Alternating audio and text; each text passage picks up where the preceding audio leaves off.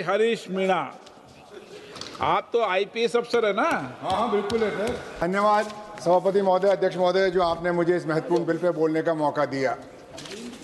Sir, मैं बोलने के पहले वो परिस्थिति बताना चाहूँगा कि ये बिल क्यों लाना पड़ा सरकार को। अक्टूबर 2025 को सुप्रीम कोर्ट का एक फैसला आया और उसमें केंद्र सरकार को निर्देश दिए कि जो आपके कर्मचारी हैं, सेवानिवृत्त कर्मचारी, उनको न्याय दीजिए। मुद्दा सेवानिवृत्त कर्मचारियों के और केंद्र सरकार के बीच में था। वो कब गए कोर्ट में? जब उनको विभाग में न्याय नहीं मिला। न्याय देना विभाग का काम था। वो आपसे पीड़ित होकर उन्होंने कोर्ट की शरण ली और सुप्रीम कोर्ट में एक दिन में फैसला नहीं हुआ। सर, आप इतने दिन से सरकार में, ये महीनों सालों साल ये केस चलता रहा, आपने उनको बुलाया ही नहीं। सुनते उनकी क्या पीड़ा है। आपका कर्मचारी आपके खिलाफ कोर्ट में जा रहा है, वो आपके पास क्यों नहीं आया? और आया तो आपने उसका सुना क्यों नहीं? तो पहली फेलियर हमारी यहाँ हुई कि हमने हमारे आदमियों की सुनी नहीं, जबकि हमारी ड्यूटी ये है कि हम अपने कर्मचारियों की पीड़ा सुने, उनकी वेदना सुने। वो गए सरकार के खिलाफ और फैसला आप कुछ ने कुछ और कर दिया। वो चाह रहे थे हमारा प्रमोशन हो, जिसका प्रमोशन ड्यू है उसको प्रमोशन मिलना चाहिए, समय पे मिलना चाहिए। ये कोई दो वर्गों में झगड़ा नहीं है। जैसे सर मैं आप उदाहरण दूंगा, आप साहब बहुत अनुभवी आदमी हो सर, और मैंने पहले आपको कॉन्स्टिट्यूशन क्लब में भी देखा है। कॉन्स्टिट्यूशन क्लब में जब से ये बना, इसमें चुनाव होते हैं, उसके सदस्य वोट देते हैं, कोई राजनीति नहीं होती, कोई जातिवाद नहीं होता। इस बार आपने क्या किया सर? आप ही की पार्टी के दो आदमी लड़ा दिए और जातियों के आधार पर वोट डाल दिए। फूट डालो और राज करो। सर मैं माहौल बता रहा हूं सर, मैं माहौल बता रहा हूं सर। आप अरे नहीं, जगदापाल जी ये खुद आईपीएस अफसर हैं। बोले सर, मैं आईपीएस अफसर के खिलाफ कैसे बोले? तो इधर उधर की कहानी बता रहे हैं। नहीं सर, वो नहीं कर रहा। सर मैं आप मेरे अध्यक्ष हैं सर, इस सभा के हमारे संरक्षक हैं सर। मैं आपके सामने अपनी पीड़ा रख रहा हूं सर। ये हुआ ऐसा नहीं, फिर इनके क्या होता है, ये अधिकारी और कर्मचारी लड़ेंगे तो कार्य कुशलता जाएगी। ये कार्य, इनका मन कार्य में लगेगा नहीं और कहीं न कहीं नुकसान होगा विभाग को, और विभाग को नुकसान होगा तो देश को होगा। ये जो केंद्रीय सशस्त्र बल हैं सर, ये गृह विभाग के अधीन आते हैं और गृह विभाग में आंतरिक सुरक्षा विभाग के अधिकारी हैं। इनके आईएस डिवीजन है सर, इंटरनल सिक्योरिटी डिवीजन, उसके सचिव होते हैं इनके यहाँ।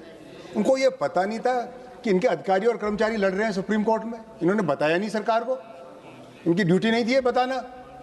आपके कर्मचारी क्या कर रहे हैं, किससे दुखी हैं, क्यों दुखी है, कब तक दुखी है, आपको पता ही नहीं था। क्या गृह विभाग चला रहे थे आप? क्या चला रहे थे? किसकी जिम्मेवारी थी? आपने जिम्मेदारी क्यों नहीं तय करी? और उसका फल क्या होता है सर? जब इन अधिकारियों के इनके में झगड़ा होता है, आपका बालाकोट होता है, पहलगाम होता है, क्योंकि वो तो झगड़े में व्यस्त है। आपकी ड्यूटी कौन करेगा? ये आपकी कमजोरी है सर। मैं इसलिए कह रहा हूं, देश की सुरक्षा का मसला है, और देश जब आंतरिक रूप से सुरक्षित नहीं है तो बताइए यहाँ का नागरिक कैसे सुरक्षित होगा?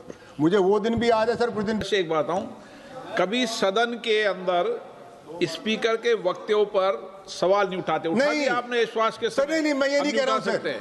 मैं कह रहा हूं सुरक्षा की बात, मैं सुरक्षा की बात कह रहा हूं सर। मैं कह रहा हूं सुरक्षा की बात। मैं किसी भी नाम नहीं लेता सर।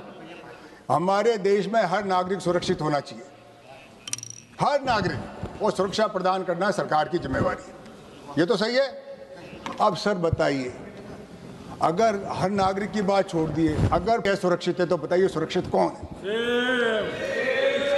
मुझे ये पीड़ा है सर, मैं किसी पर आरोप नहीं लगा रहा, मुझे पीड़ा है सर। मैं आपके परमिशन से बोल रहा हूं सर। बोले विधेयक पे, विषय पे सर, आंतरिक सुरक्षा का विषय सर।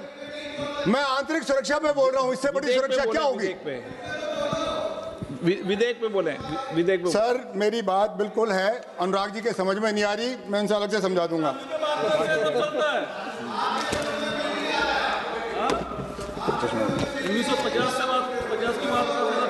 सर मैं इस विषय पे इसलिए बोलना चाहता हूं कि ये 2026 है सर।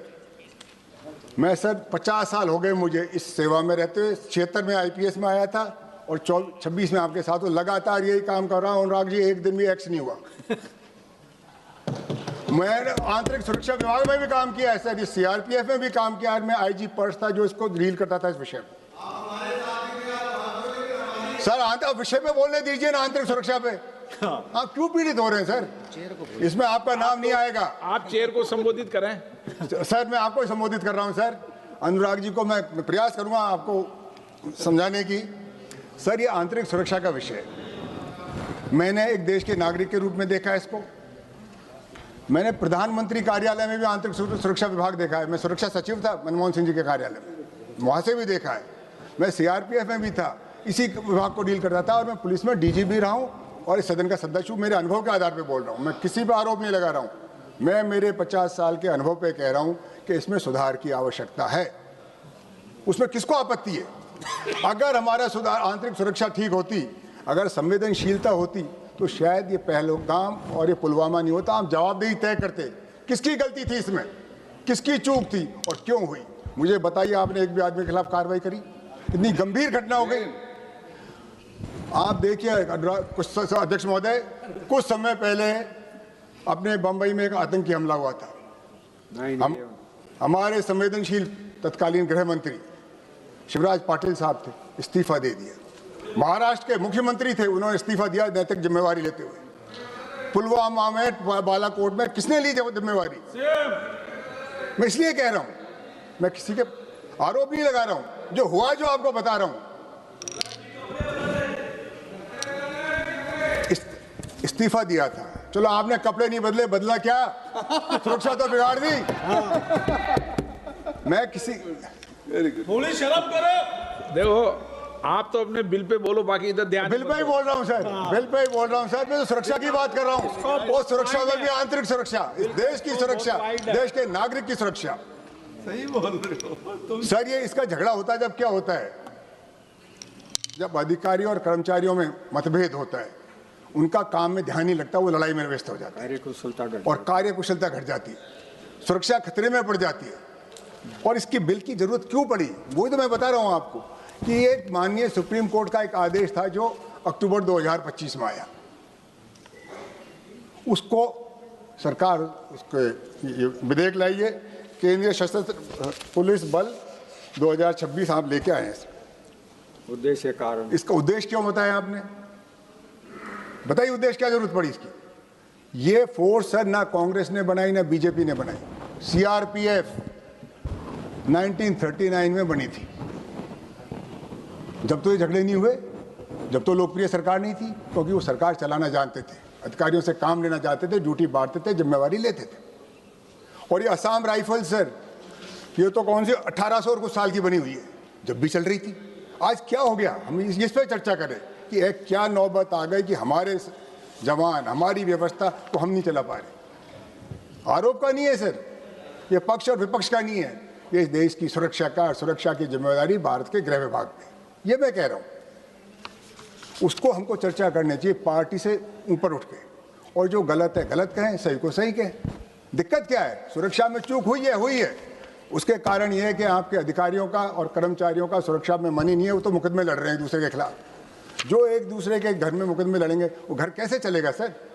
ये है हमारा चिंता का विषय। तो मेरी सरकार से अनुरोध है कि आप इस बिल को, अगर आप बहुमत से पास करेंगे, आपका बहुमत है, पर उचित नहीं होगा। इस पर गहन चिंता हो, चर्चा हो और मंथन हो, और फिर जो सहमति बने उस पर आप निर्णय लें। अगर आप बहुमत के आधार पर करेंगे, आपका बहुमत आप करा लेंगे, पर क्या वो न्याय होगा? न्याय होगा उसमें जबकि सबकी राय हो, सबकी सहमति, और हम सहमति बनाएं। बहुत जरूरी है सर। आप अगर कर दिया, ये वर्ग जो लड़ रहे हैं आपस में मुकदमे, एक दूसरे के शत्रु बन जाएंगे। उनको एक ही काम करना है, देश की आंतरिक सुरक्षा। जब ये लड़ेंगे तो सुरक्षा किस किस को प्रदान करेंगे? ये क्यों बनाया? अपनों को आपने आपस में क्यों लड़ाया? इसीलिए मैं आपको कह रहा था सर, ये कॉन्स्टिट्यूशन क्लब में क्यों लड़ाया? कॉन्स्टिट्यूशन क्लब मेंबर्स का था। मुझे ये भी पता है कि 2 जातियों को लड़ा दिया आपने। बंद करो बोलना, जाति को लड़ाना। हाँ, तो ये जाति पे, धर्म पे किसको लड़ाना? क्यों लड़ाना? सर मैंने ये भी दिन देखा है सर, मैं उम्र में कद में आपसे छोटा हूँ अध्यक्ष महोदय, उम्र में थोड़ा सा बड़ा हूँ आपसे। इसलिए मैं बताता हूं, मैंने अंग्रेजों के राज के बारे में भी सुना था, वो परदेसी थे पर हिंदू धर्म खतरे में नहीं था।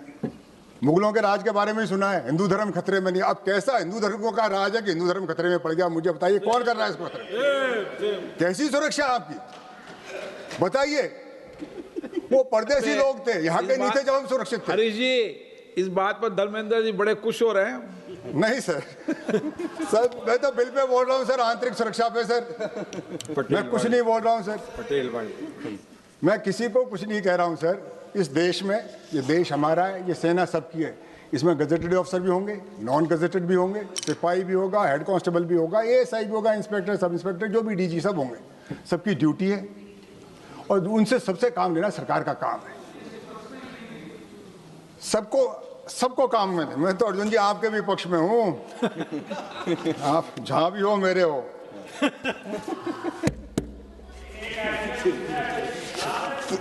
सर मेरा ये जो अनुरोध है, ये बहुत गंभीर विषय है। आज हम इस पार्लियामेंट में बैठे हैं, इस सुरक्षा व्यवस्था में बैठे हैं, हम सुरक्षित है इसलिए बैठे हैं। अगर हम असुरक्षित होंगे, ये देश असुरक्षित होगा, इस देश में सुरक्षित कौन होगा? सेवा प्रदान करने वाले असुरक्षित है, वो कोर्ट में जा रहे हैं, उनके अधिकार सुरक्षित नहीं है। तो किसके अधिकार सुरक्षित है? ये सेना किसके लिए है? ये सदन किसके लिए? सेवाएं किसके लिए? ये देश के लिए, और देश को चलाने वाले जिसमें पक्ष और विपक्ष दोनों हैं, हम सब मिलकर काम करें। इसीलिए मैं आपसे अनुरोध कर रहा हूं गृह मंत्री महोदय कि इसको जेपीसी को दें, सबकी राय लें। आप अब बिल लाए, 2 घंटे बाद पास कर दोगे, चर्चा कहाँ हुई? 2 दिन पहले आते, कागज आते, पढ़ते, लिखते, आपको अपनी राय देते। होना तो सदन को ही पास करना है। ऐसी क्या जल्दी पड़ रही है आपको कि आज के आज ही इसको पेश करोगे, आज ही पास करोगे? क्या हो रहा है? जनमत जानो, जनमत जानिए, लोगों की राय लीजिए, देंगे आपको राय। सर्विंग ऑफिसर भी देंगे, रिटायर्ड भी देंगे, कहीं भी सर। सर पुलिस में हमारे ऐसा होता था कि पुलिस में जब पता लगाना होता था, पुलिस लाइन में जाते थे, जवानों से मिलते थे, अधिकारियों से मिलते थे। सर मैं ये पूछना चाहता हूँ गृह मंत्री जी, आपने इस फैसले के बाद कहाँ किस किस से संपर्क किया? बताइए, मंत्री नहीं है, किस से आपने संपर्क किया? क्या आपने जवानों से बात करी, हवलदारों से बात करी? क्योंकि सर बहुसंख्यक इस जिनकी हम बात कर रहे हैं वो जवान हैं। 96% रेल मंत्री महोदय कांस्टेबल, हेड कांस्टेबल, एएसआई है, उनकी बात ही नहीं हो रही है। 11 लाख की फौज में, अर्धसैनिक बलों में 100 आईपीएस अफसर है, आप सबको कंट्रोल नहीं कर पा रहे हो। 3000 गजेटेड ऑफिसर हैं सर, उनकी आप कंट्रोल नहीं कर पा रहे हो। और ये 96% है उनकी आप सुन ही नहीं रहे, तो किसकी सुन रहे हो? ये फौज को चलाएगा कौन? अधिकारी आदेश देंगे, पालना वो करेंगे। आप कानून बनाएंगे, कानून को लागू वो करेंगे, उनकी आप सुन ही नहीं रहे। मुझे एक दिन बता दीजिए आप कहाँ गए, मैं आपकी बात पूरी मान लूँगा। आपने किसी से चर्चा नहीं करी। कोई आदमी आपको बताता है, क्या पता, उसका मुझे पता नहीं कैसे बनाते हो, पर ये बिना चर्चा के जल्दी में लाया गया बिल है। मैं इसका विरोध कर रहा हूँ आज इस आधार पर। इसकी खूबियाँ आप हो तो बता देना, क्या जरूरत पड़ी इस बिल को आज ही पेश करके आज ही? तो ये पुराना मसला है सर, 10 साल से मुकदमा चल रहा है, जब आपकी नींद नहीं खुली। ये लोग क्यों तो कोर्ट में गए, सुप्रीम कोर्ट सीधा नहीं पहुंचता, कोई नीचे कोर्ट में भी केस चला होगा, धीरे धीरे वहां चला। जब क्या कर रहा था आपका गृह विभाग, क्या कर रहा था आपका कानून विभाग, वहां के वकील भी होते हैं। आप कोर्ट में क्यों हारे, उसका आप जवाब दीजिए। कोर्ट ने, हाई कोर्ट ने आपकी बात नहीं मानी, सुप्रीम कोर्ट ने नहीं मानी, तो इसी बात में क्या कमी थी आपकी में? अगर आप देश हित की बात कर रहे थे, देश की सुरक्षा की बात कर रहे थे, तो कोर्ट क्यों नहीं माना? मैं नहीं मानता कोई कोर्ट हमारे कानून के, देश के खिलाफ है। कहीं न कहीं हमारी बात में कमी है, हमने उसको ढंग से पेश नहीं किया, लोगों को संतुष्ट नहीं किया। आप जवानों का भी साथ लीजिए, अधिकारियों का भी साथ लीजिए, कोर्ट में भी अपनी बात रखें, ताकि हमारे देश को अच्छी सुरक्षा व्यवस्था मिले।